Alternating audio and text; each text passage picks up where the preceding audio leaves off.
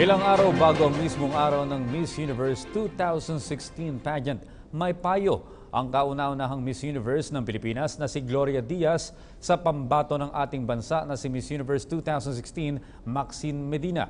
Kung ano ito, alamin natin sa nagbabalik na si Joy Gumatay.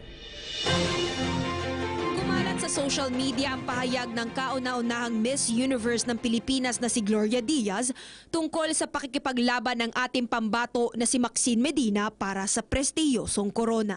And do you believe she can have back-to-back victory? No. Chance in a million, but there's a chance, right? Mayroong mga sumang-ayon sa pahayag ng classic beauty queen habang ang ilan naman ay pinuna ang di umano'y kawalang suporta ni Diaz kay Medina. Pero ano nga ba talaga ang impresyon ni Diaz sa fashion model at interior designer na hinasa ng binibining Pilipinas management para sumunod sa yapak ni reigning Miss Universe 2015 na si Pia Wurtzbach? I like her. She's like a child. I like her childlike ways.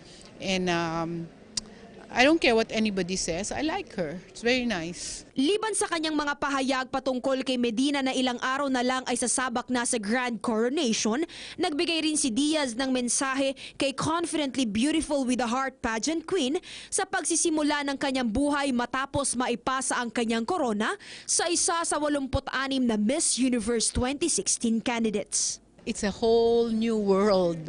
It's a whole new life and make the right choices. And you can only do that if you sit back, step back and think. You cannot be impulsive. You cannot just jump into whatever. Think twice and you'll make the right decision.